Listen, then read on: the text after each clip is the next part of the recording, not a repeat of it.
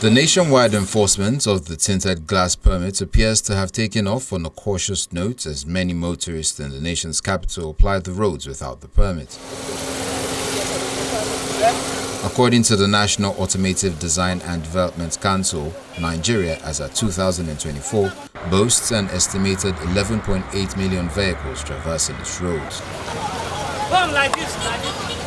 Although the enforcement of the tinted glass permit is yet to begin, in Abuja, Niger, Lagos and other states have commenced the enforcement, with the Niger State Commissioner of Police personally monitoring the exercise in Minna, the state's capital. We have given the 2nd of October to be the day of enforcement of tinted glass permit. So that is why I myself decided to come out with my men, to supervise all my DPOs and area commands and make sure that that order is being enforced today, as directed by my Inspector General of Police. A member of the Niger State House of Assembly representing Boso constituency, who was among motorists stopped during the exercise to provide his tinted glass permit, commends the police commissioner for leading by example in the enforcement exercise. For me to be amongst those people that they have checked, honestly, that has given me more confidence in the Nigerian police force. Citing the Motor Vehicles Prohibition of Tinted Glass Act 2004, the force public relations officer insists there is no going back on the enforcement. There's a law in place for that. If you must tint your glass, if you must be inconspicuous, if you must be very covert, then we need to have your details so that if things happen, it's easier to trace the criminal. If the vehicle was registered in your name and you sell the vehicle and you don't change some of these details, so if the vehicle is used to commit a crime, then I'm coming for you and you are just innocent because you have sold the vehicle. Although the police insist the permit remains a vital security regulation used to curb criminal activities and enhance public safety, some residents disagree.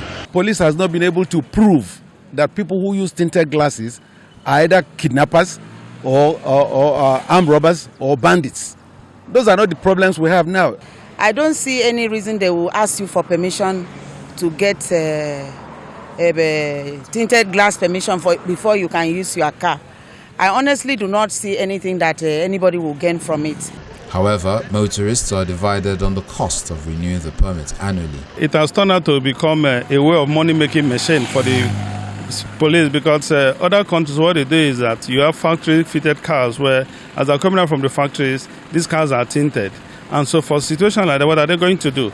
This is something they've been doing every year. For us, we just see it as a money-making machine for the police, full stop. If the government have the power to reduce it from 14, wherever, to let them just drop a bit.